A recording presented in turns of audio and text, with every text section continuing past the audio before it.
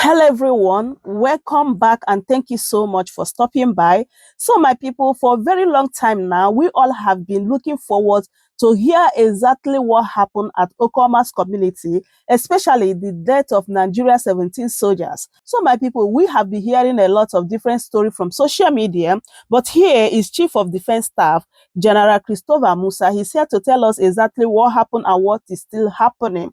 So after I listened to him, what I got from this interview is that the soldiers then went there not because of land dispute settlement. Yes, according to him, they went there to eradicate crude oil there, and the killing of the soldiers was premeditated, and they know the particular man that masterminded everything, which they're still looking for him right now. And also, he gave reasons why soldiers are still in Okuama's community, and the reason why people from Okuama's community are yet to return to their community. So my people, let me allow you guys to listen to this particular interview, and I will be right back. As the mystery behind the killing of 17 soldiers in Okuama continues to unravel, residents of the Niger Delta community are crying out, accusing the military of high-handedness and not allowing them to return to their normal livelihood.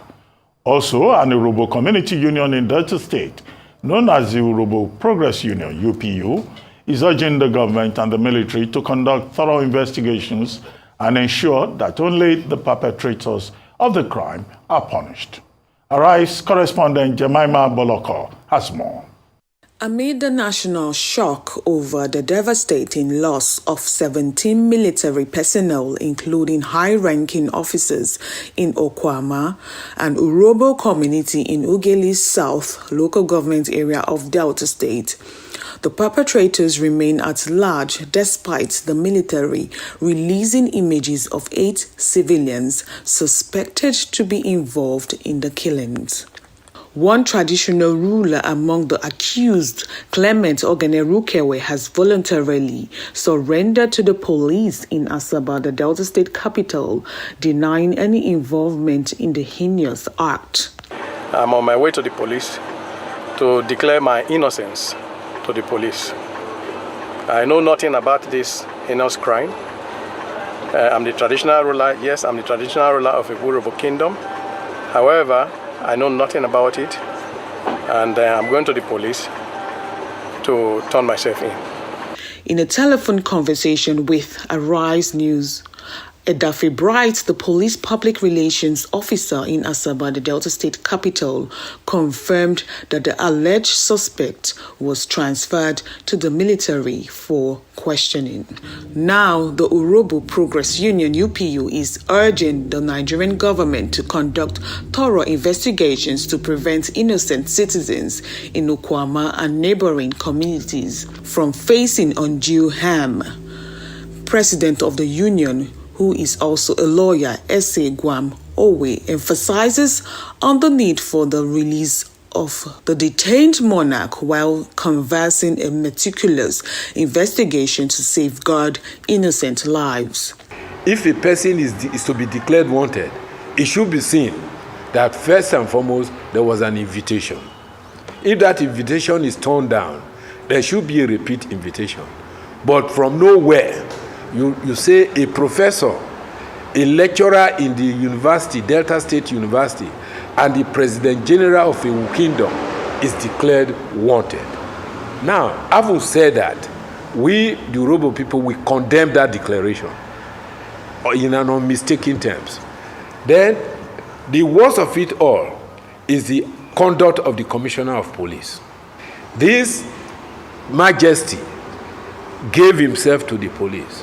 Now, the police on their own, in trying to run away from their statutory duties, handed over our Royal Majesty to the army, thereby making the army the complainant, the prosecutor, the judge, and the jury in its own court.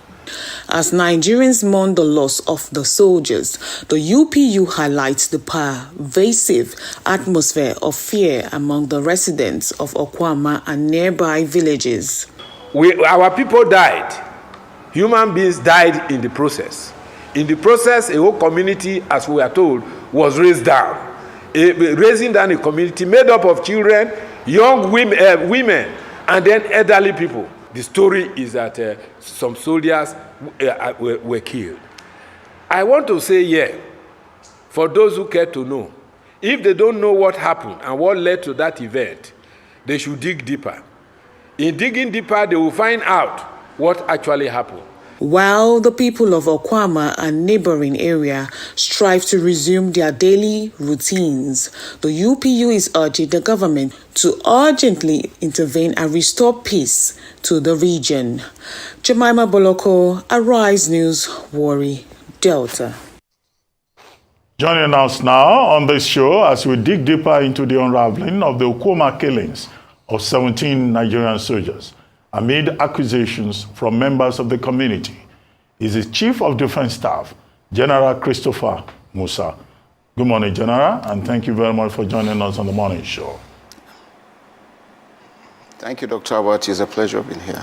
Well, General, first our condolences on the death of the 17 soldiers. But now the Urhobo community and other communities in the Niger Delta are accusing the Nigerian military of high-handedness, making it impossible for people to return to their communities, declaring 8 persons wanted, including a traditional ruler, not allowing the community to bury their dead. That's on one side. On the other side is the legal question that has been raised, namely that the military in investigating and handling the matter is overreaching itself, because both the Constitution and the Armed Forces Act, do not give the military the powers to arrest civilians, that is, to investigate, to prosecute, and that is the function of the police. And even as grievous, as tragic as this situation is, that what the Defense Headquarters should have done is not to declare people wanted, but to hand over the matter to the police to see to its logical conclusion, since civilians do not fall under martial law. What do you have to say in response to these two major criticisms out there in the public? Thank you, Dr. Abbott. It's always a great pleasure.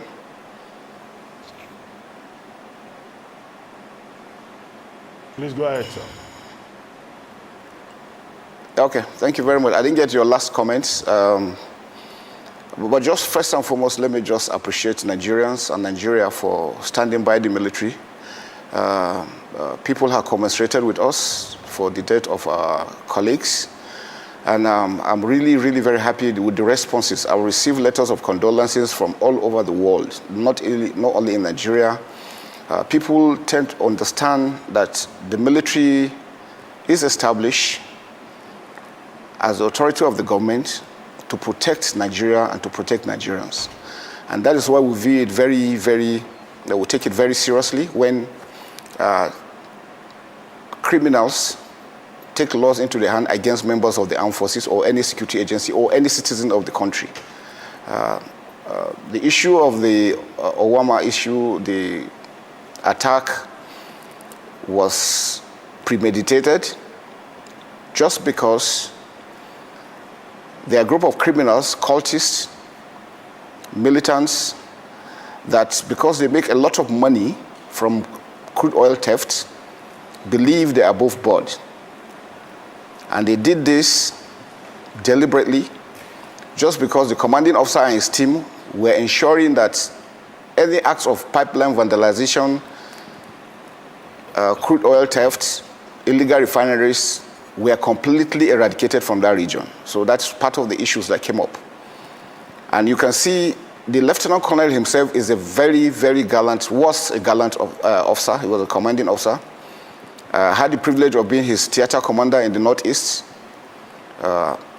He did extremely very well in the Northeast. We brought him here to stabilize the North Central. He did. He went to the Northwest. He equally did the same. So for him to be killed, just like a chicken, beheaded, disemboweled, I mean, that is unacceptable. And we're happy that the Commander-in-Chief has given us a mandate to recover the arms to arrest the perpetrators. Now, I know a lot of comments have been made by different kinds of people, some from lack of understanding. When you have a joint task force involves members of the armed forces, that's the Army, Navy, Air Force. We have the police, the DSS, the NIA, every other security agency are part of it. So when we have arrests, we have joint investigation team. So it is not like the army is taking laws into their hands. And, you know, I've had comments about what were they doing and all this. And once we are deployed on operation, we have the right and the mandate to arrest all acts of criminality within that area. So they were there deployed legally. They were doing a legal operation. And it was because the commanding officer felt the threat was not that high. That was why he went there and felt he could discuss with the individual. He did not go armed. That gallant officer, if he had gone armed, he will erase everybody in that place. But he felt these were people he knew, these are Nigerians that he could talk to. And when he stepped up to talk to them with his team, they were rounded up and all shot. And not only shot, their body parts were cut, their hearts and private parts were removed. And I think that is one thing that all Nigerians should stand against. I've heard the Robo leaders talking. Yes, I have very serious respect for elders. But also like elders, also speak from position of strength. They cannot say they do not know what was going on there. I'm sure you are aware that since they decapitated the bodies of those guys, there's a lot of human sacrifice that is ongoing within those general areas. And it was just part of them showing, you know, a way of saying that they have strength. And that's why they were able to cut the heads, cut the hands, disembowel them, remove the hearts, and these other things. I don't know what was that for. What was the intent? But whatever the intent is, we remain focused, we remain committed. If you notice, again, our operation was highly regulated. I mean, ideally before now, it would have been a situation where we would have gone and flattened all the communities within the area. But it was measured because we felt not everybody was involved. But we know that a lot of people knew what was going on and kept quiet. And so that makes them complicit. But like I said, it was a major operation, it was a major response. We are conducting cordon and search operations to thoroughly search for our weapons and to arrest those that carried out this dastardly act. I'm happy with the traditional ruler that submitted himself, which is the best thing. I wish all those other ones that were in the pictures will also equally do the same. We are not animals, we are not barbaric, that will just go around killing people.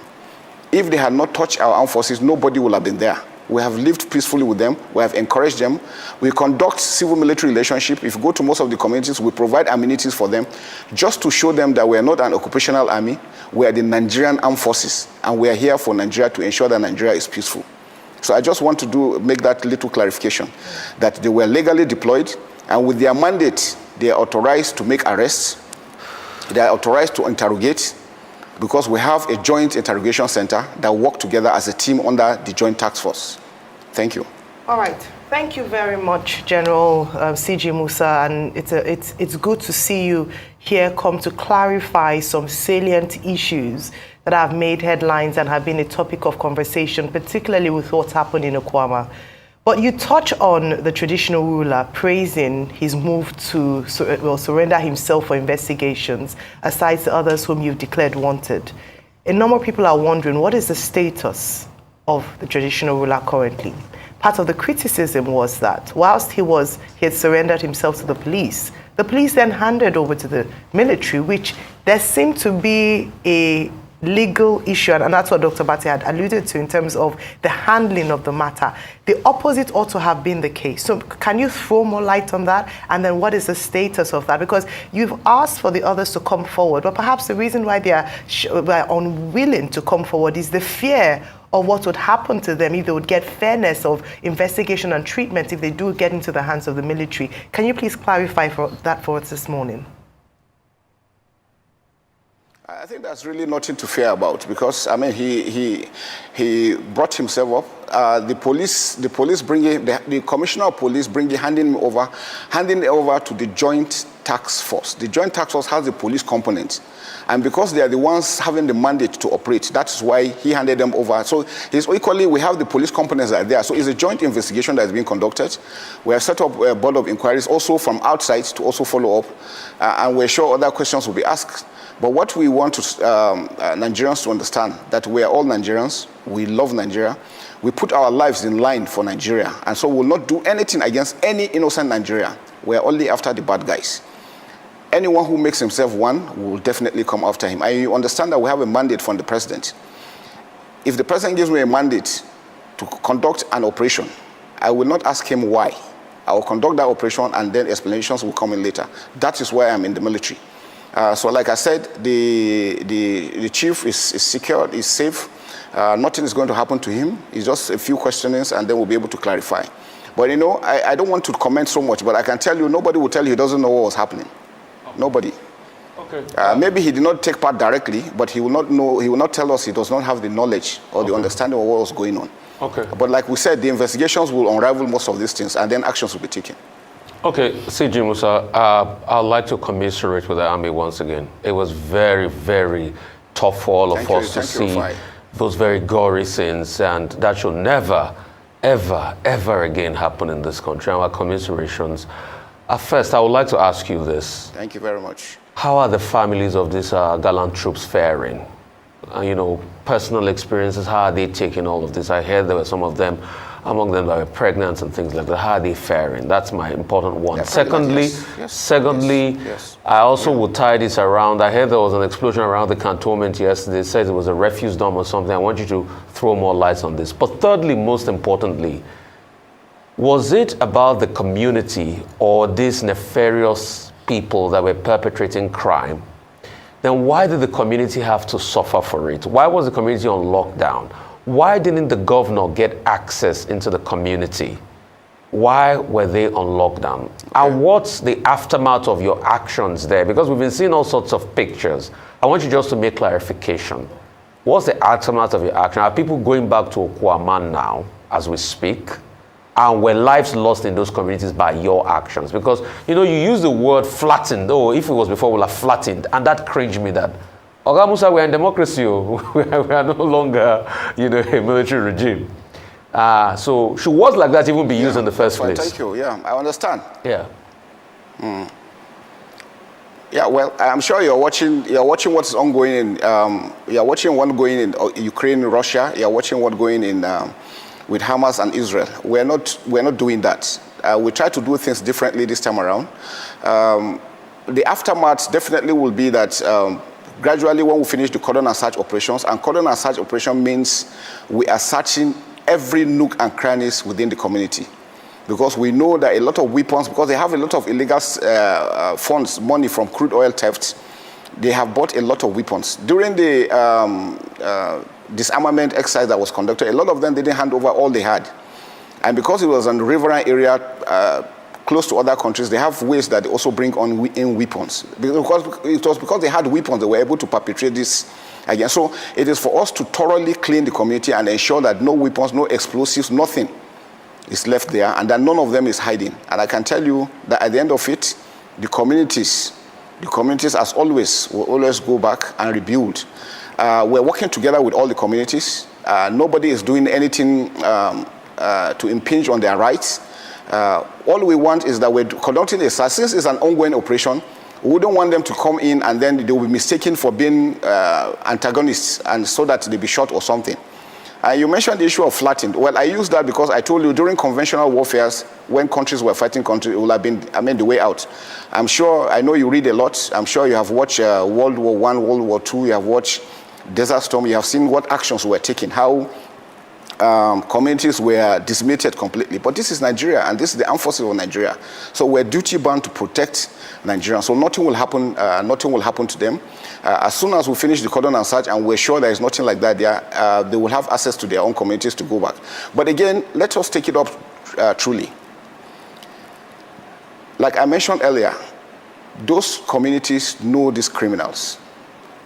some of them benefit from these criminals, these acts of criminality. And so if they say they don't know them or they are not aware, then they are far from the truth.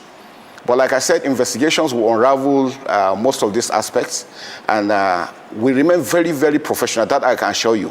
We will not do anything to impinge on the human rights of anybody.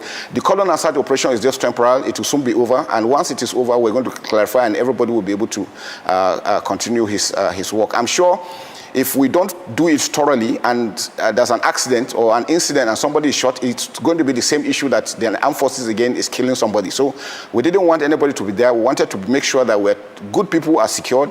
We're only after the bad guys as mentioned. Once again, thank you very much for commiserating with us. It is extremely painful, I can tell you. I barely sleep. Anytime I close my eyes, I remember the families. Most of the wives were pregnant, some 3, 4, 5, 6, 7, 8 months pregnant. Now they have lost their husbands. These children will come to this world without knowing their fathers, all because they wanted to protect their country. The children, those kids that are growing up, will grow up without a father. I mean, there's so much that can be done. But I can tell you, we'll stand by them. The armed forces there. The president has himself, I'm sure you saw where he attended the burial, to show you his level of commitment. And he has also awarded scholarships, giving them some incentives, houses, and then so many other things, again, the national honor, which is very good. This has motivated our troops to continue to do well. One thing I also want to say is this. We are a professional army. We are Nigerian army. We are Nigerian armed forces. We are here to protect Nigerians. I will continue to protect Nigerians. Sometimes some things will happen and people don't have an understanding. And then, it's open to speculations. We don't follow speculation. We follow others and we follow directives. But I can assure you that we always want to do the right thing. Maybe mistakes might be made, yes, because we're humans.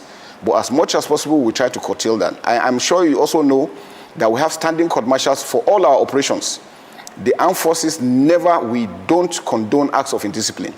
If you commit an offense, you go and you face court martial and you are punished accordingly. I'm sure you are aware that just recently, a Major General too has faced court martial and the outcome is being awaited. So we don't hide our own. We bring them out because we want Nigerians to trust their armed forces and to know that we're there for them, day in, day out. General, which takes me back to the same point about legality. Now, you said it's a joint task. Yes. Operation involving various arms of the security network. But you then said, maybe people speak out of lack of understanding. Now, I brought up that issue because Femi Falana SAN made it an issue.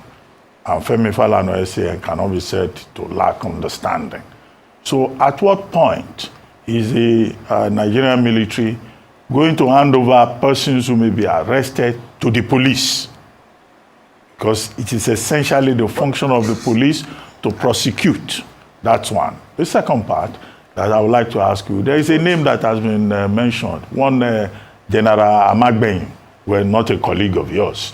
The other general is said to be involved in crude oil theft. Yes. And we were told... Fake general. that the military had been looking for him from Okuama to Igboramotu in Bayelsa State. Now, what exactly is it about General Amagben? Endurance Amagben, his name is. Those two issues. Yes. He is actually the mastermind. He's actually the mastermind. He's the one who actually planned and executed this with his boys. And, they have a lot of issues of cultism within the general area. So, and again, because I always say that because they were making money illegally, they feel that they are above board. They have so much money they could do whatever and they buy whoever it is that they can. But that's one mistake they've made. I think they've tried the wrong guys. And this time around, the full weight of the law is coming after him and his own team. And that's why I want to also appeal to Nigerians. Please do not support them. Don't provide them any support, logistics. Don't harbor them, because during investigation, if we find out that you are also part of it, the law will take its course on you. On the issue of the police, I have told you, we have a police component. We have a police component, we have the DSS, we have the NIA, we have everybody as part of the task force. So even when they are with us, the police is still there doing its own job. So I don't know which other police. The Commissioner of Police, yes, is not directly part of the task force. So he has handed it over to the investigating team to do a thorough job, because it's an ongoing investigation. We cannot be going back to Yenogua to go and ask questions and come back to come and no. The investigation is carried out in situ so that quickly whatever information we get is actionable. We quickly move, and that's how it is. But like I told you, the police are equally part of the operation. The civil defense, every other security agency is part of it, because it's a joint task force. And that's what we do. For the fake General Amegben, it's just a matter of time. If he likes, let him run outside the country, we will pick him up. Well, the armed forces is here to protect Nigeria and Nigerians. And that's where we remain focused, and that's what we'll continue to do. But like I said, we have the fullest of respect for human rights of innocent citizens. We will never do anything to impinge on their human rights. The cordon outside is ongoing. It's good that we cordon the area, and that's why it's cordon and search. You cordon the area, and then you search. It's when you are over, then you pull out the cordon, and then you allow whoever had access to those areas. But I'm sure that will soon be over, and then we'll move forward to the next stage. So, my people, I hope you heard everything the Chief of Defense Staff said here. Like, this matter is getting interesting. Yes, because according to him, he said after the soldiers rounded up the meeting with Okuama's people, that Okuama's people start shooting them, that they shot them all and disbanding them. But according to Okuama's people, they said that after the meeting, that the soldiers start shooting everyone in that community. So right now, we still don't know the one that is true and the one that is false. So my people, I hope in the future time that all the truth will be revealed and we will know what really happened. And right here, I think it is confirmed that soldiers were not there to settle the land dispute. That is one thing you need to get out from this video today. That they were not, even when Rufai asked me about the land dispute settlement, he did not say anything about it, but he said that they went there in order to, eradicate oil theft that is happening in the Delta State. And I feel so sorry for the family of the soldiers that just lost their life. Oh God, this is so heartbreaking, honestly. My people, that is it. I would love you guys to leave your thoughts in the comment section. What do you think about what he said here? And also, if today is your first time, please don't forget to subscribe to my channel for more updates. Like this video, share it as well. I will see you guys in my next one. Goodbye for now.